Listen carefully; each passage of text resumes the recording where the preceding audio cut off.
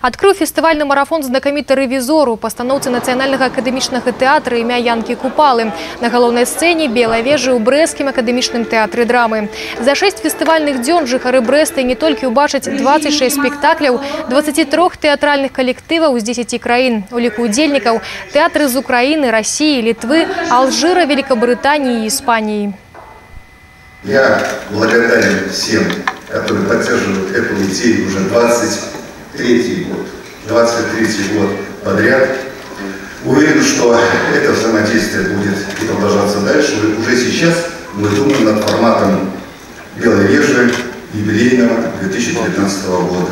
Самое главное – искать новое. Мы вместе, мы любим театр. 23-й международный фестиваль «Белая вежа» объявляем открытым. Як і заўсёды, брэсцкі форум абяцае шмат сюрпрызаў і навінак. Упершыню брэсцкая публіка зможа стаць гледачом нашумелых лонданскіх спектакляў пры дапамозе онлайн-трансляцыі ў кінатэатры. Арганізатары абяцаюць стварыць эфект поўнай прысутнасці. Парадуе 23-й фестываль і маленькіх тэатралаў. У фестывальную афішу вяртаюцца дзіцячыя лялечныя спектаклі. Працягнецца традыцыя высадкі тэатральных дэсантаў у малыя гарады рэгіёна. Жыхары Жабінкі змогуць наведаць фэст, не пакідаючы роднага горада.